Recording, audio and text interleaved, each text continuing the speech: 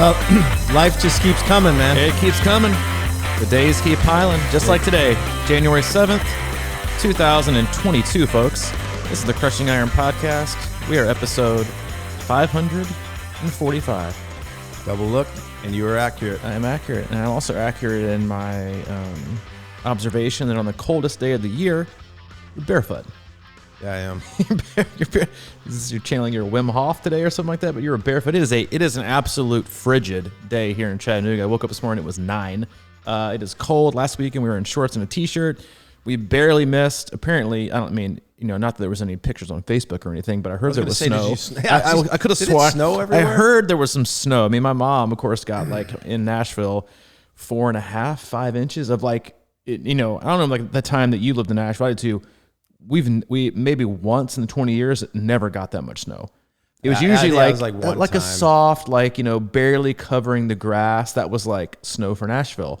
That was a legit snow, and it was kind of unreal. And we I think we missed it by 20 miles because, per usual, which may or may not be the topic of the day's podcast, but Hayden rocked it out at school Wednesday and Thursday, and then they're closed today.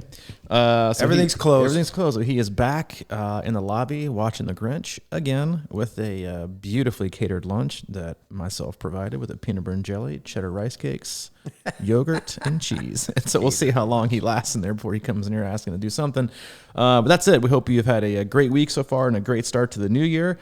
If it's your first time tuning in, welcome. We cover it all. We cover swim, bike, and run detailed podcasts. We do race-specific podcasts. We do race recaps, having the occasional guest. But for the most part, Mike and I, as coaches, athletes, best friends, sit back, relax, have an open, honest discussion about what we're going through, what our athletes are going through. We work with a wide variety of athletes, from elite level amateurs to beginners, all across the globe. 95% of the people we work with are out of the state of Tennessee, so that's what we do. We online remote coach, and we obviously have a hub here and a training center here in Chattanooga where we have a lot of people coming in. We have some people coming in next week, basically every week for the next few months. If you want more info on that as well, you can reach out to Summer at C26operations@gmail.com for more info on visiting the hub for swim analysis, especially all things swim. We've got some more exciting things coming down the pipe for that in the near future.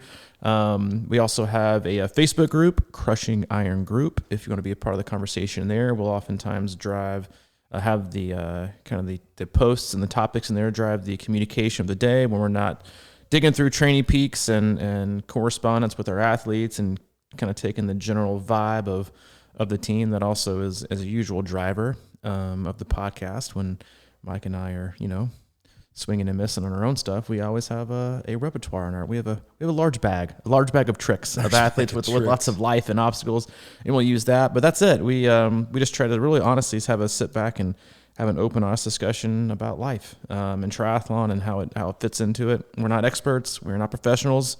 We just been around the block and have experienced a lot of things. And while we may not be professionals or experts, we hope you do take something beneficial from our podcast and consume it and apply it to your own life, not in a copy and paste way, but make it your own way. Make it your own, and it's your journey. We're just here to help facilitate it being a happier and healthier journey. It's your world. We're just living in it. We're just living in it. And let's mention the club one more time because the time is running out. Go to C26triathlon.com. Right there on the homepage, there's a little link. You can find out more about it, or under coaching. And that's going well, and we're going to be probably closing that down here soon. Yes, especially with the influx. I feel like a lot of people, we're extending it because we realize, I think, as most people, a lot of people disconnected over New Year's and Christmas, and people are about 2 or 3 weeks behind on the cast. And we had more people sign up this week than we have just the last 3 or 4 days in any 3 or 4 day span since we started. So definitely give people a bit of time to catch up. We don't want to leave you hanging, leave you left in the dust to figure out things on your own, especially in 2022. Yeah, you got a big race. You want a little guidance. That's a good place to be. And I got to say, I got a lot of good feedback about the last podcast. I think people enjoyed getting a little kick in the ass, man. Well, they should. Yeah, because we all needed it. We all needed it. I needed it last night, man. I was just struggling. Right. I saw you on the bike. I came in. I know. I went to lunch. I came back. One of us has to get us started. Yeah, you're on the bike, and I'm like, damn it, he just gave you that look. And then last night it was getting into a danger zone, 6:30, 7 o'clock. Yep, no man's land. Yep. For me, though, that's not that dangerous. Yeah, but that's not for you. That's early afternoon. There's been often times when I've been down here at 10 o'clock running, whatever. But the Badger game was coming on, and I had about an hour and a half window, and somehow, some way, I put on cycling shorts for the first time in probably a month. Done. Got on the bike, rode a little bit, and called a win. You're out of cycling shape when your feet hurt. Yes, you know what I mean? I would say that. It's either not in cycling shape or you need new shoes, and there's no telling how old your shoes are. No, those are new. Oh, this is newer. That's right. Yeah. You got the newer. I got a 2 new pair last year. Two new pair? 2 new pair. You went 8 years without getting a new pair, and you popped for 2 last year? Yeah, I did, because we had 2 different bikes with 2 different pedals. Yeah, who wants different cleats? Yeah, I'm with you, dude. It's all about efficiency. Yeah, so I did it, and it's not the shoes, it's the feet. They're not used to that kind of time on your feet. We talk about all the time. Time on your feet, saddle time in the pool. Time to get back to work. A lot of you aren't even able to get to the pool because it's snowing, apparently, according to Facebook in a lot of your areas. And it might be, we were joking about this in the start of the podcast, but our aim low, don't be perfect mentality is that we were talking about in December before we even got to January. Well, guess what, folks? It was perfect because it has been, for a lot of you, one of those, and this is just like, I'm not a news person, so I don't really follow it. I just can kind of generally take the vibe of people, the overall average of people's comments and Training Peaks, emails, text messages, and most of you haven't had a lot of things go to plan. The first week, and you and I are kind of joking, and I know I talked about it and just a quick update because I had some people ask about Hayden's first day back at school. How many stars did he get? Did he get 12 out of 12? No. We aimed low. We got 10 out of 12. He rocked it, way above average. And then yesterday, he got 9 out of 12. But having said that's where we're going for today's podcast is that I was kind of looking forward to Allie's out of town again and won't be back till Tuesday. And I'm here hanging with Hayden. We just did about 8 days solo. And I was looking forward to Wednesday, Thursday, Friday of, school, get my own time, getting some work done. And got a text message last night. Well, no school today. And admittedly, first, I was like, oh my God, here we go again. And I even found myself having that, come on, can I just catch a break? Give me something. Then I kind of got my mind right because usually it's a day of work. It's, we work almost every day, but Friday I was had a plan on doing this work, doing this. And I think and this goes for everything, it goes for people feeling behind in training. It goes for, work, it goes for personal life, that we as a society, and you mentioned this before we went live, is that, we have kind of become wired to just go, and do as many things as we can every single day. And we got to get it all done because we don't know what happened the next day. And it's going to pile up, and we just stress ourselves out, even when numerous obstacles come into play and we know we can't get it done. It's kind of like, when you got 4 or 5, 6 inches of snow on the interstate, it's icy, the American way now is, I got a 4-wheel drive in my Toyota RAV4. I'm gonna get in the left lane and I'm gonna go 80. I really got to get to where I'm going. Where are you gonna go? I got to get to Walmart. You're nowhere important, but everyone's in a hurry, right? Everyone's in a hurry to get everywhere that they probably don't even enjoy, and so they get in a rush. And so I kind of had that feeling for a little bit this morning, and then I finally thought to myself, all right, there's really nothing to be stressed out about today. We'll get the podcast done, right? I'll put Hayden in front of watch a little bit of The Grinch and eat, and hopefully it goes well. Outside of that, I'm pretty good on work. I'll do a few emails, when he's relaxed and doing something else, or I can do it tonight, after he goes to bed. And maybe we'll go hit up the ice skating rink behind the Chattanooga Choo-Choo. Other than that, I think I'm pretty good today. I think it actually can be a pretty enjoyable day. Instead of a few hours earlier, I was like, how am I going to get everything done? It was more like, what am I not going to get done today versus what can I get done today? And I think we oftentimes live in that situation where, again, goes with training, goes with life, goes with snow days, go with your kids going virtual, goes with, missing a few days because you're sick or not training, goes from having to travel unexpectedly for work, you miss training, and all you think about is what you're not doing or what you can't do, when really you're missing out on the moment of what can I do, right? And how can I be positive? And again, it's not this naive optimism. It's we spend so much time worried about what we can't do or what we're not capable of or what we're not good enough at that we oftentimes really just fail to appreciate, all right, what am I able to do today? And how can I turn that into and spin that in a way? It's all right, I'm still getting something really, really good done that's positive. what's the point in stressing out? Right? And I think, again, going like when you're starting the year off, and many people find that they're struggling with motivation or commitment, or they've gotten a little more out of shape than they thought they might be in December. They maybe took December rules and, really, really heavy. Maybe they started in October and they took 2-3 months off and they're going out for runs, right? Something like, man, that caught up to me pretty quick. Like I'm not in near as good a shape as I wanted to be. Or maybe you put on a few pounds, or you're just generally not in shape. You're wishing you were somewhere else. You feel defeated, instead of being like, hey, at least I'm actually doing something right for my health, right? At least I'm doing something. It all goes back to, I think, always being in a rush and always trying to be perfect, right? Instead of slowing down and enjoying the moment and appreciating, what can I do, right? Because we just don't live we rarely ever live in like a pretty solid reality of what life is really like. We get so caught up in what could happen or what might happen or what, I joked about it. I'm gonna shut up in a minute. I joked about it yesterday when I got off the bike myself after watching the Alpinist, whatever you want to call it. And I couldn't help but laugh because, spoiler alert, for you people who haven't watched it, you should all watch it. It was recommended in our Zoom call. I watched it. So if you don't want to hear the spoiler, it's a small spoiler. He goes up to climb this like incredible solo phase. He does this like solo endeavor, and it's like an incredibly dangerous climb. And he basically doesn't get to the top, but he comes back down and he says like this: I avoided the most scary situation I could possibly ever imagine. I avoided it. I survived, right? I came back down. And all of his friends thought he would like pack up and go home and be like, hey, the win was I didn't die. The win was I made it back down. And so all of his friends, again, were like, I thought he'll just kind of go home and do whatever. But instead, he stuck around and kept looking for like weather windows he could do it again. And so 3 days later, I think he went back up and did it, and then came back down. And I'm thinking, meanwhile in my head, I'm thinking, all right, this guy does this. Meanwhile, back in triathlon, people are like, I don't know if I'm going to be ready for this race in December of this year. Maybe I should defer to 2023. Like total prisoner of the moment in a negative way, right? Of like, of prisoner of the future. It's exactly right. And then I think there's two different versions. One's a positive, one's a negative. Being a prisoner of the moment, and that's why I was thinking about watching that video. That the documentary was, so many people are the negative version of prisoner of the moment. I'm going to make all these negative decisions about my future and what I can't do based on an expectation or a guess or an assumption. It's all based on negative energy and anxiety and worry and guessing.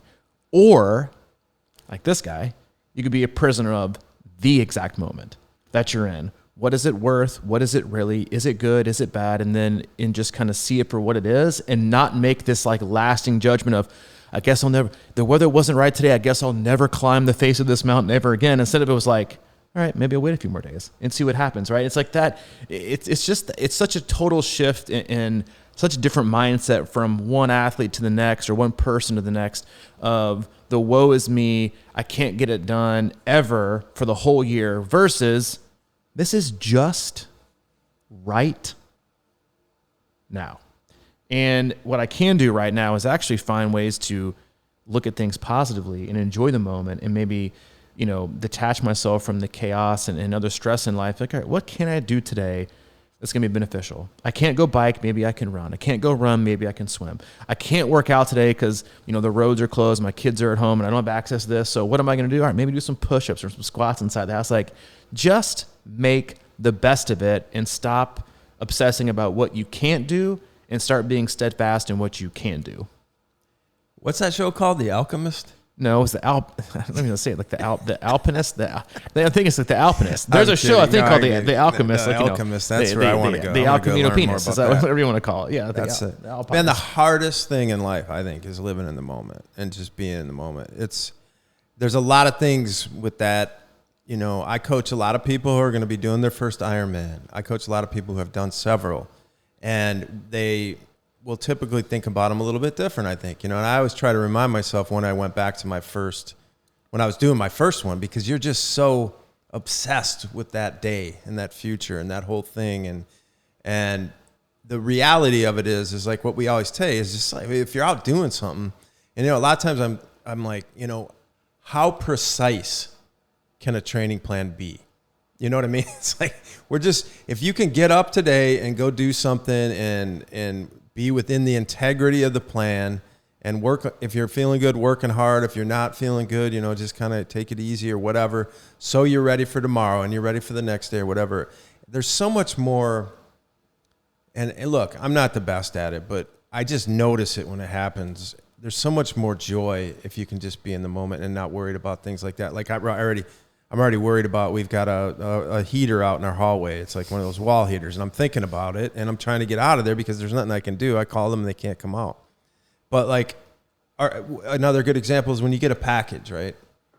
And the other day I got a package in the mail, and what's the thing? You just like grab your keys and like you go to town on it. It was sitting on my counter, and I'm looking at it going, and I walked slowly over to my drawer, and I got out a box cutter. And I just artistically opened it, and it was so pleasurable. It was just, I actually thought about this exact thing. Was it a bill? It was not a bill. Okay, cool. It was actually mud water. Oh, what the hell is that? It's my coffee substitute. Okay, great. Well, I can go into that too. No, we're good. I mean, I've been drinking coffee too, but I start my day with this because it's just feels better. But anyway, I did it, and it was sort of, I remember thinking about how pleasurable it was just sort of being there with that box and that box cutter and just slowly opening it and not like half getting the tape, where you got to rip the whole side.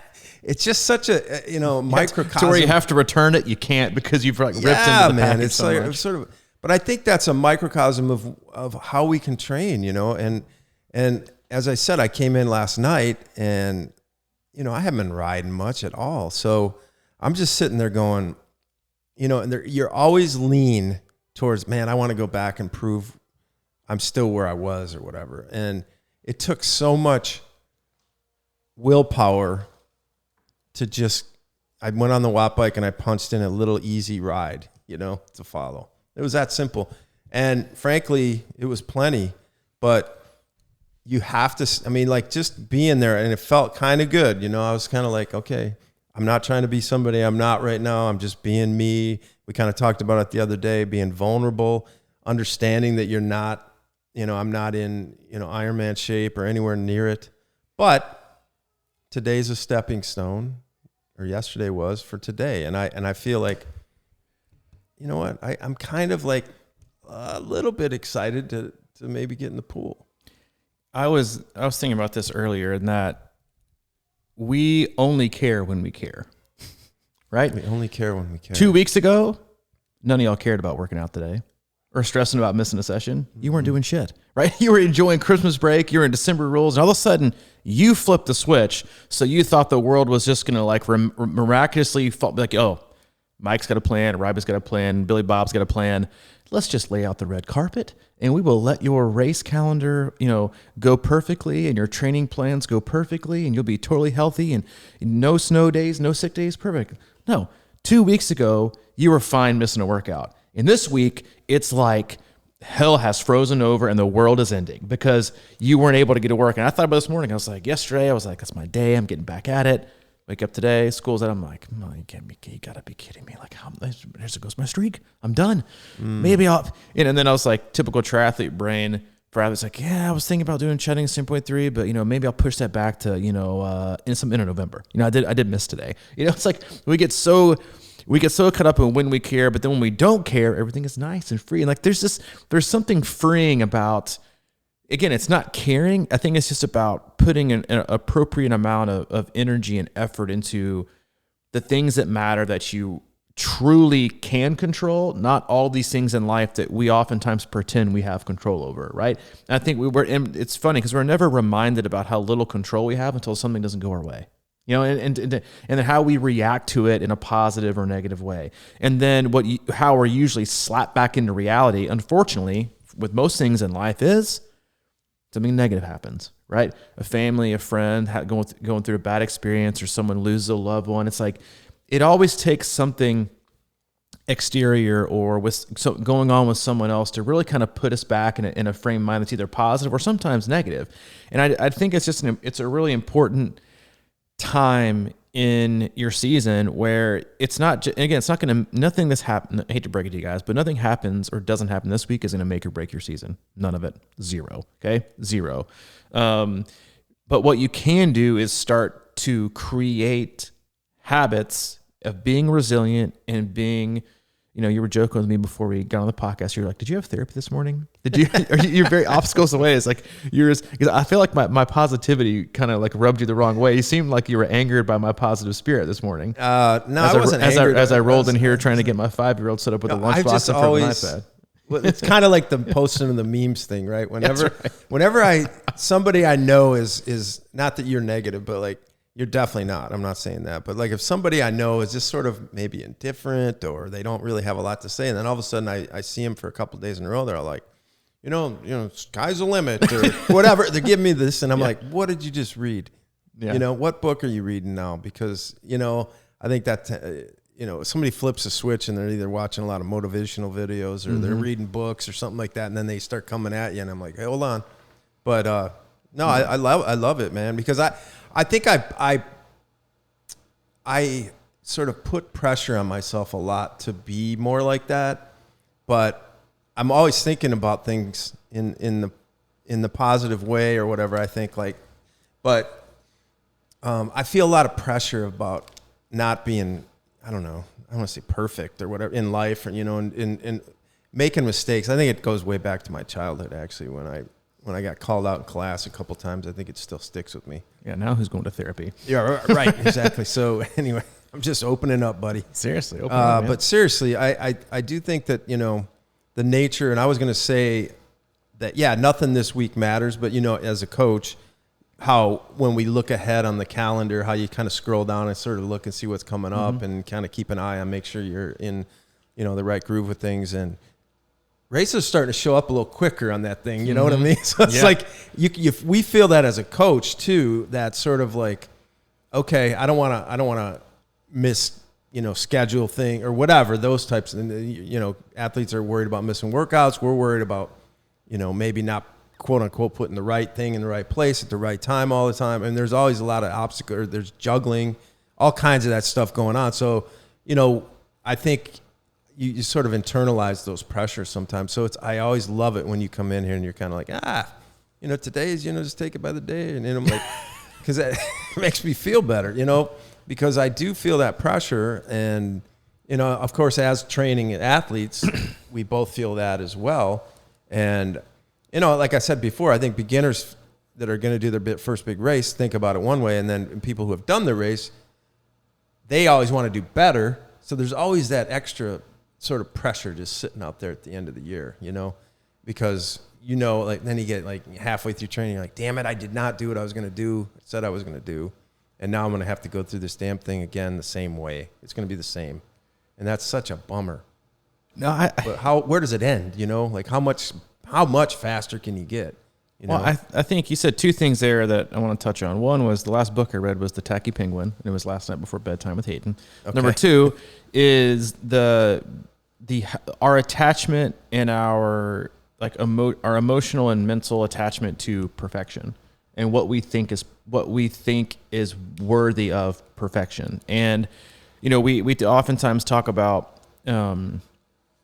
why people got into the sport, to lose weight or to be healthy or to achieve a goal. But most athletes, and I would say every other, if not 2 out of every 3 athletes that I work with are stumped on being perfect or feeling like, and you could swap out perfect with feeling good enough, right? Or fast enough, or fit enough, or accomplished enough, or good looking enough, or weighing the right amount, or having the right amount, or having the right body shape. Everyone struggles, I think, with some kind of imperfection in that ends up making us chase perfection, right? Which is also an endless, worthless pursuit because no one's perfect, right? And life is never perfect, and you're not going to do anything perfect because there's no such thing. But what happens is along the way of that, we end up more oftentimes not doing things because in fear that we won't be perfect at them, or stopping short and then quitting because we don't want to find out if it's going to be perfect or not, right? It's like we're stuck and we're paralyzed and we get down on ourselves and we struggle with, I got 2 workouts done, this week, but I missed this one day, so I just ruined my streaks. I'm gonna start again next week and start all over again. Okay, well, I mean, you're just like you're gonna mess up again at some point. Like streaks, just like records. Records are meant to be broken. Streaks are meant to be broken. Weeks are meant to be broken up. Days are meant to be broken up. Like you're never going to be perfect. Neither is the pursuit of what you're trying to accomplish and when you're trying to get there, right? If it doesn't happen on your time frame or it doesn't happen at the race you wanted to, it's over, right? And there's just, I think there is a calming and relaxing, I think, and freeing embrace we should all have with the unknown and that we don't have control, right? Because it does remove a tremendous amount of responsibility over your life and over your training, right? And that was one of the very first things that, I mentioned this before, I believe, on our cast, is when I first got into treatment, when I was getting sober, the guy who was running our primary group, he said, listen, he said, whether you believe in God or the higher power or the water or the wind, he was like giving your life over to something else and relinquishing all basic decision making and control to someone else is going to relieve so much pressure because, frankly, one, you've been the CEO of your own life for a long time, and look where it got you. It got you into rehab. So fire yourself and hire someone else to be in charge of your life, not because they're going to make the decisions for you, but because relieving yourself of making all of these perfect decisions here and there will remove so much stress and anxiety and turmoil that you'll learn to just live and roll with the punches. And all you really have to accept is do the best you can every day, live by these certain set of principles and then see what happens, right? Because it's not your agenda. It's just life. Things are going to happen, right? And again, I think we fail to appreciate that, but at the same time, it prevents us from doing things because we might not be good enough at the date we set aside of the time of day and the city and the race or whatever it is. So let's just move it. And you're really never going to find out because there is no such thing as a perfect lead up. There is really no such thing as a perfect day, a perfect week, or a perfect year.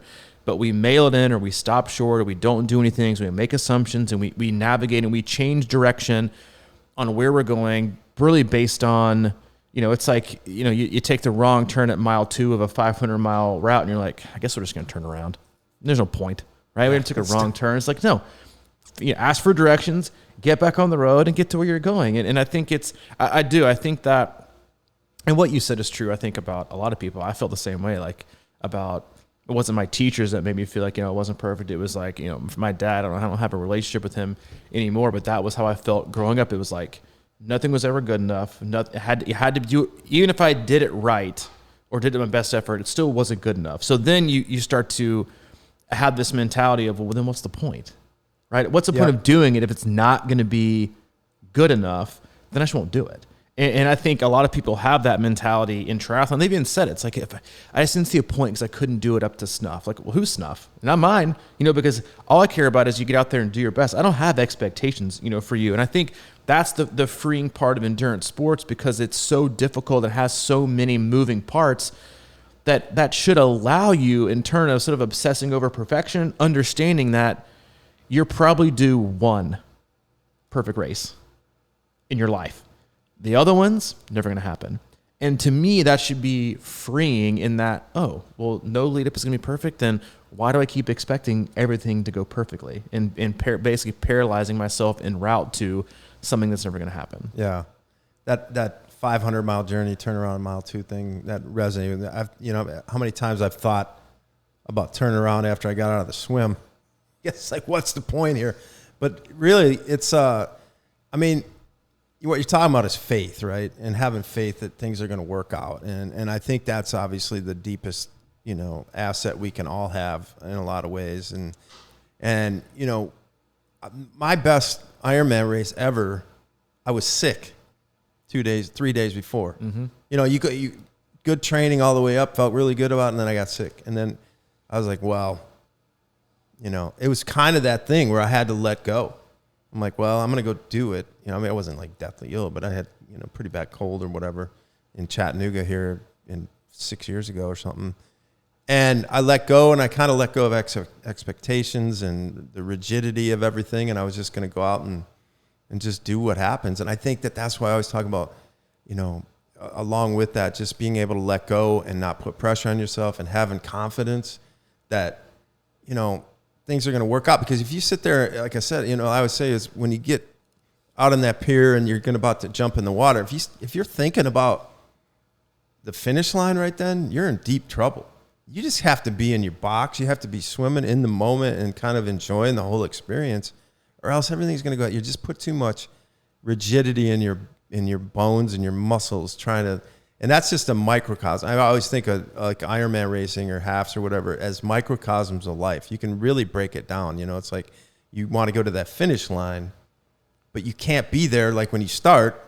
You just have to accept the process of that and let it unfold. I mean, there's just like we always talk about, there's a million things that can go wrong. There's a million distractions. There's a million things that, you could screw up, and you just have to kind of rebound, Like there's shit that comes up every day, and it's not like if you planned out yesterday or yesterday, I mean, it's already, you just kind of gotta let go. Yeah, it's like it's totally. I think I don't remember where I heard the quote, but we said it on a couple podcasts ago, and then I put it in my email. It was like, if you want to see God smile, make a plan. Yeah, because he's like, that's not my plan. I'm changing this up big time.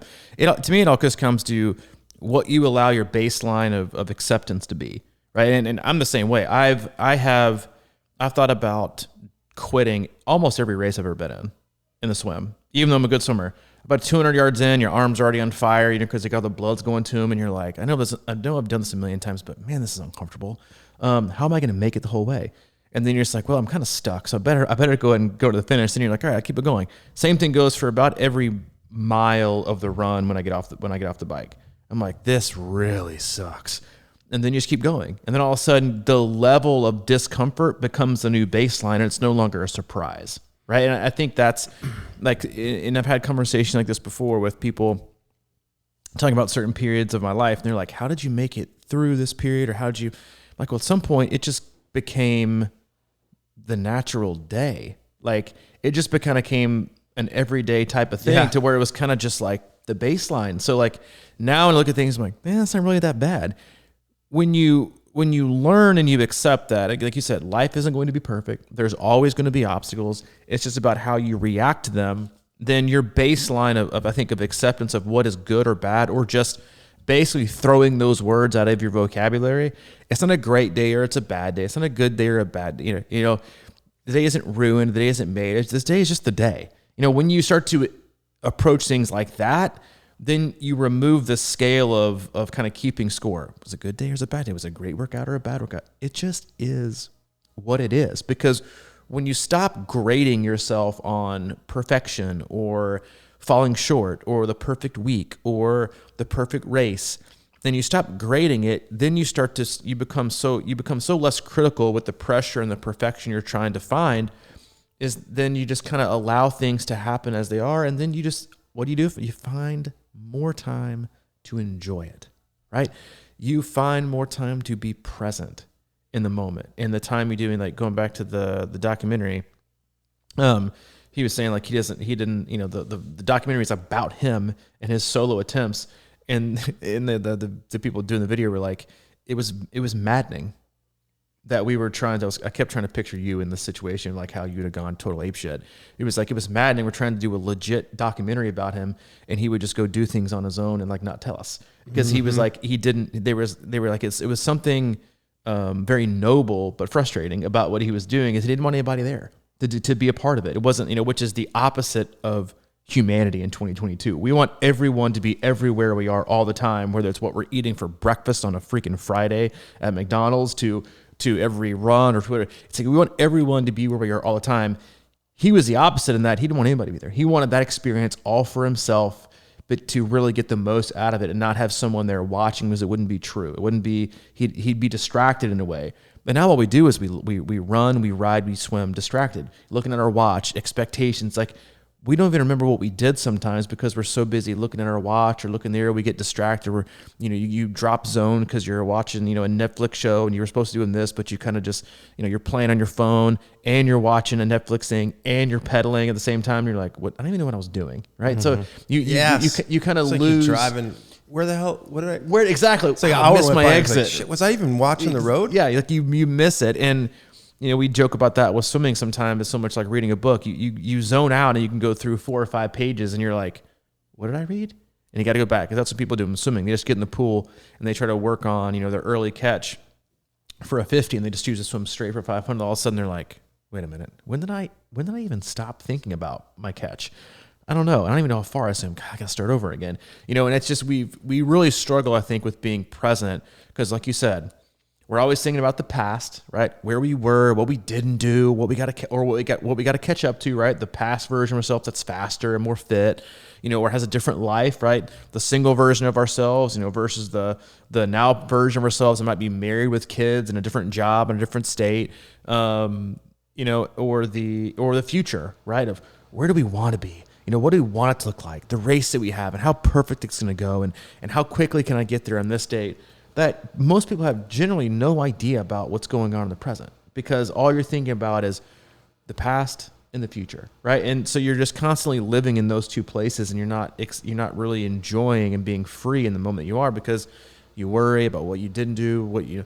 Most people think about when they lie at bed, lie their head that night. What did I not do today? It's not, what do I accomplish today? Yeah. It's all the things you didn't do, and you worry about and making sure you do them the next day. It's like we've become obsessed with, I honestly think, of just not being good enough, right? And of not being keeping up with the Joneses and being perfect, because it's everywhere you look. Other people's, again, I think when we outwardly look at social media posts and articles and whatever it may be, we think we see other people's perfection, but what you're honestly truly seeing are these same individuals chasing their own perfection and feeling that they're not getting there, right? Or looking for validation, or looking for a way, and you're saying, God, I wish I could be that. They're so perfect. Meanwhile, they're posting and thinking, God, today sucked. Today wasn't good enough. I'll never be this. Nobody's going to say that, right? But that's it. But it just reinforces the mirrored image we have of what we aren't, instead of what really are we, right? And all the good things that we have, and all the good things that are going on, in life. Like I had an athlete after our kind of, quick, swift kick in the pants, podcast today. He sent me a video link from Louis C.K. and he said, it was titled, "Everything is Amazing and Nobody's Happy." And I was like, this is so true. Like, about how I think we've become enamored with, we're perfectionists, but really you're not a perfectionist. You're just, in my opinion, obsessed with feeling imperfect, with feeling like you're not perfect. And I think we've accepted now as a society of just like a general distaste of being happy. Everyone just fucking complains all the time about literally everything. The waiting in line at the grocery store, the person who, didn't turn their blinker on, or the lifeguard showing up 20 minutes late, or, whatever it is. And it's like, when did we just forget to like be more humane with people's lives and understand that, listen, life's also pretty freaking rough for a lot of people. And you and I have a very unique, not unique, but I think a very an insightful behind the curtain of what real life is, right? In Training Peaks, because we have all these people that we care about, that we love, they're athletes, we're in charge of their, their journey, right, with them. What people put in Training Peaks, they'll never put on Facebook. They'll never put on Instagram. It'll never make it public. It is the most private. It is special, right? It's a special type of vulnerability in their thoughts and their feelings and their fears. And then you hear things and you read things. I mean, we do, like, at least once a day, one of us be like, golly, reading through something someone's going through. And it just, it keeps a level head, I think, in a way of how grateful I think we should be for so much, and how we've just become obsessed with, and people frankly applauded for just effing complaining all the time, or looking for the short route to do things, or the reasons why not to do things. And you look at life and you read things, and I'm like, dude, I don't know how you get out of bed, right? And right. You're over here and you're doing this, you're doing that. I'm like, you're my hero. You are my effing hero, because you are able to do things where most people would stump their toe waking up and be like, I'm out for a week. There goes my week. I'm not going to be, a scale of 1 to 10. Like, I don't think I do this. I'm like, you're getting, I remember reading this, the guy that was diagnosed with a specific type of blood cancer, never missed a beat.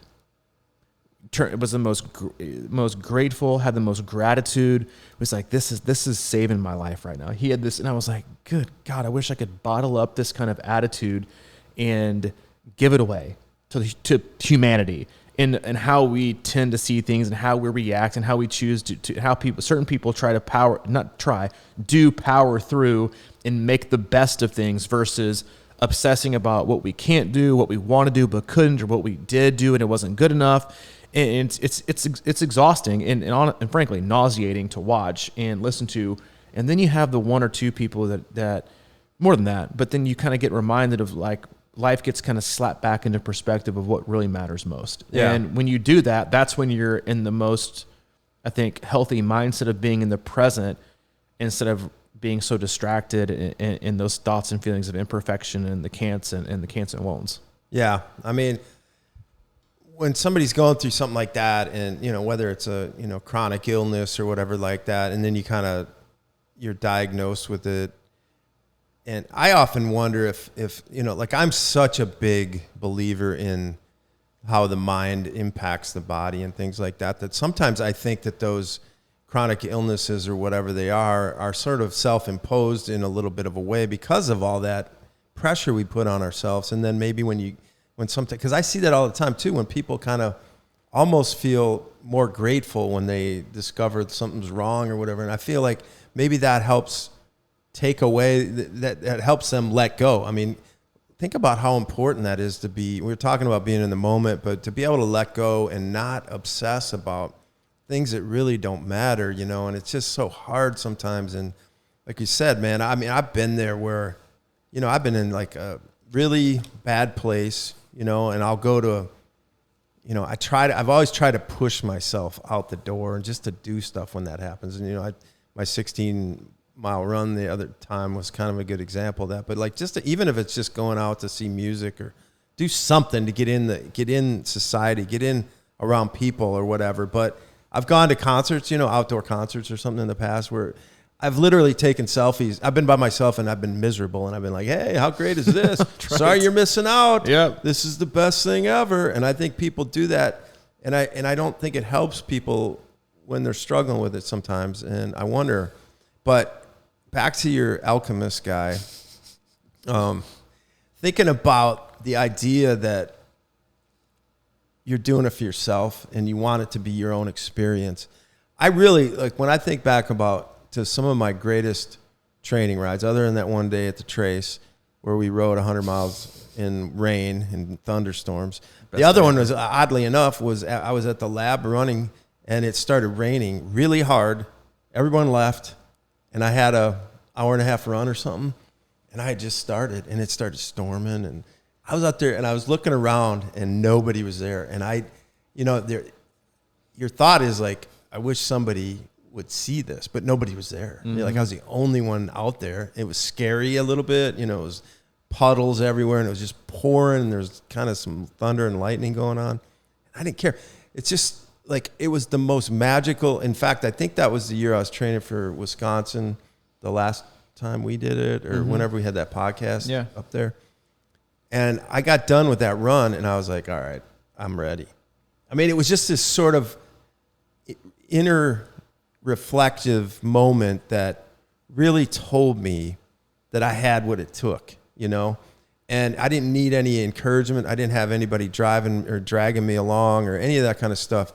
And I just really, I think that's why I'm so inclined, I think, to train by myself a lot. And I think a lot of us do that. And a lot of it is because, I mean, to me, that's when I do a lot of inner work. You know, you're out there and if you don't have music going or whatever, you're just really out there, you know, you're a part of the world.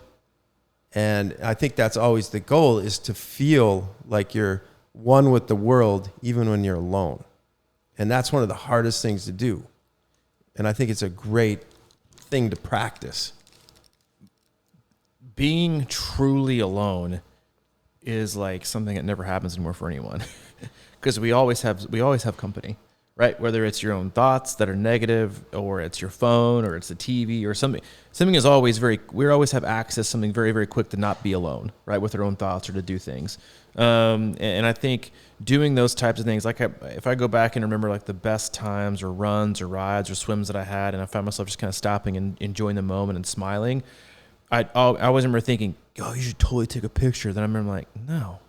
is I feel like I like taint it and pollute the moment. And like, I want to be selfish in those moments. I kind of want it just for me. Like I kind of want it just for me to absorb and smile and just take it in for what it is and not stop and enjoy, because those moments are few and far between anymore, because we're always attached and there's always something, right, that we have that we can be kind of interfere with our thoughts. But that's when we're the most free. Like that's when people would say, like, oh, I do my best thinking in the shower. Right. Because, well, you're most in tune with yourself at those moments. Right. And so, you let your thoughts kind of go, and it's like, you let them wander and work through things, and kind of go back to your writing thing. The other day we talk about when you just let things flow uninterrupted with no agenda and no reason or way to kind of get up and get distracted. You end up figuring a lot of things out, and it becomes freeing again, where it's not like you're not grading it. It's just is what it is. And you just learn to appreciate, I think, those moments in life and in training, and just take them for what they are, right? It's not a 5,000 like Facebook post, or it's not a run you'll never show anybody because you feel like it was terrible. It was just kind of your own experience. It kind of is what it is. And it might be good or it might be bad, and you can grade it if you want to, but it's yours, right? And there's just very, very, very few things left in life by choice, I think, for most of us that are just ours, right? That we can be selfish with. And I think that's where your journey in triathlon should honestly be be towards the top of the list of it. If you're going to choose to be selfish with your own journey, right? You don't have to share it with anybody else. Like, it's your own. And if you're not going to share it, don't compare it, right, to somebody else's journey and how much quicker they got to this, or how much faster they were, or what they look like. It's like, stop comparing, right? But I also understand a thing at the same time. It's also very hard because we do distract ourselves so much with different levels of media, to where we have, a billion different faces and times and articles to kind of compare ourselves to, just by how much we just generally consume. Yeah. And when we're in those situations where you're deciding whether or not you're going to take a picture or you're going to really immerse yourself in the moment. I mean, we talk about being in touch with your body and understanding your body. And I can't help but think, like that moment I was just talking about when I'm running in the pouring rain, that moment is so etched in my body and so etched in my mind that I think if I was thinking about taking pictures, I really wouldn't even have had a good memory. It's sort of like, back when we didn't have Google and we didn't have calculators and all this sort of stuff. Or I shouldn't say that. The calculators, that was, Robbie's out of the room right now, else he'd been laughing. But seriously, like when you have to really kind of dig deep inside and really understand and learn to and use your brain, I guess, to figure out things like that. And I think that's why we, even though we get kind of shit on for giving a little technology bash here and there, but for me, it's like, what could be more powerful than, it's sort of, if you're riding and you're just like looking at, or you're running, you're looking at your watch, you're looking at your watch. You never, it's the same thing as driving down the highway and not realizing you were even driving for an hour and missing an exit, because you're not really thinking about, you're not really like bringing things inside and understanding what, but can you get to a place, I guess, where you can run without looking at your watch and kind of know your pace? And we've practiced that before, where, we've covered up the watches and stuff, and we try to, articulate the pace with our body and our mind without having guidance outside of it. And I think that just those lessons and working on things like that, that's where it goes. I mean, that's what goes the longest, man. That's like lasting, legitimate power inside your body. I don't ever sorry, I had to step out and make sure Hayden wasn't selling her woodway on eBay. It's fine. I told a lot of good jokes while you're out there. I bet you did. I never, one of the common things I'll tell myself when I'm running is slow down, because I get caught up. I've never gotten caught up when I've run totally not looking at my watch. I never tell myself to slow down, because I can hear myself breathe. I can hear my feet hit the ground. I'm really in tune with my body. I don't have any other outside interference telling me, is what are you doing good or is what are you doing bad? Should you be slower? Should you be faster, right? Where is your heart rate here? And where's your heart rate? But when I occasionally look down at my watch, like maybe after a mile or two, and I feel like I'm feeling pretty good, and I look down and maybe I'm feeling awesome, I'm like, oh, maybe pick it up a little bit. I feel really good. And then I find myself like, then I'll tell myself about 30 seconds later, just slow down. Just be who you are today without interference, without any other kind of, voting from your Garmin about fast or good or bad or, bad. It's like, just be who you are in the moment and stop trying to be faster, right? And instead of just being okay, right? Because I think oftentimes we in the moments that we have to try too hard, you're more oftentimes putting in effort that you don't have, energy that doesn't exist, because you're having to try instead of it just being what it is. Yes, you have to put out effort, to go, zone 3, zone 4, zone 5. But the days you have it, it doesn't feel like work. Yes, it might be hard. Yes, it might be painful. Yes, you might be out of breath. But when your effort and your mind and your body and the zone you're trying to be in are all in sync and they're all kind of everything matches, it all feels kind of fluid, right? Versus when you're trying to force something or you're trying to be something when that you really know you shouldn't be. That's when you have. It's kind of like a a magnet, right? You're trying to put two magnets together and they're kind of like fighting each other. That's what you can't see it, right? You just kind of that's how most athletes look when they take who they really are that day against the session they're supposed to do, and they don't match, right? And it's over. It's either too much or they're trying too hard. It just kind of fights each other. It never really syncs and never really connects. And again, I think, we get beat up all the time about, being anti-technology, which we're not. We just think people should learn their bodies, and I'm totally for that. And most oftentimes people who get offended by our technology talk are triggered because they probably understand they have a disproportionate, relationship and obsession with data. But yeah, it has a great place in training, but it's not everything. But no, it is.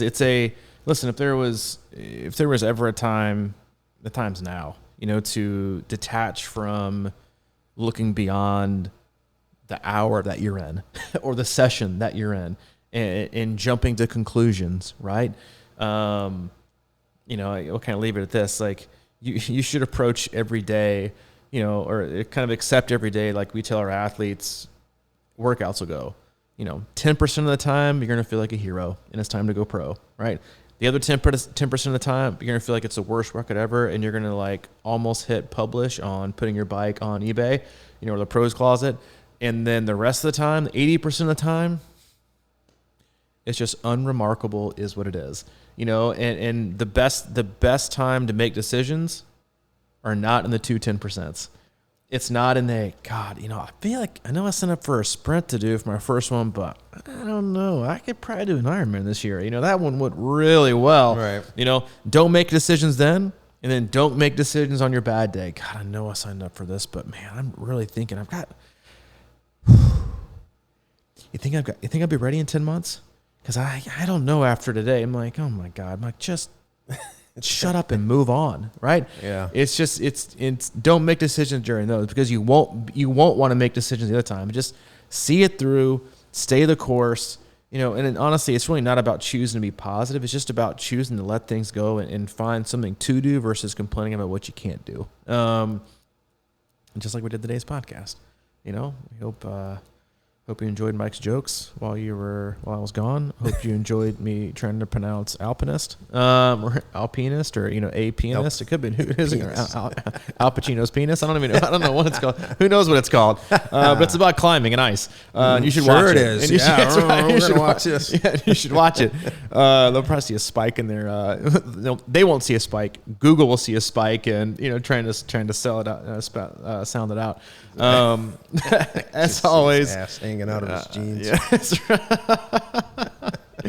As always, for more things that are, grammar friendly, go to our website, C26Triathlon.com. It's our one-stop shop. I believe it's going to have some new gear. Oh, dude, populating. yeah. Oh, man, I forgot to bring that up at the top. That's all right. We've already lost them. Yeah, there's actually quite a few new items up there that you might be interested in. Yeah, peruse and purchase. Support us. I mean, honestly, that's the best way to support us. We don't do really Patreon. We don't do ads. If you want to support the podcast and the community, go to our website, again, C26Triathlon.com, and buy some gear from us. Got some awesome stuff on there for winter, which most of you have because you got snow yesterday from what I heard. Again, go to the club and purchase that if you want your gear handled for you. And then if you're interested in custom coaching, click on that tab too and check out the roster of coaches that we have. As always, if you need Mike, he is at crushingiron@gmail.com. And if you need anything from me specifically, I'm at C26coach@gmail.com. Yeah, thanks. And you're right. We don't do Patreon, but I would like to give a shout out to your mom and my mom and Jeremy. Jeremy, sure.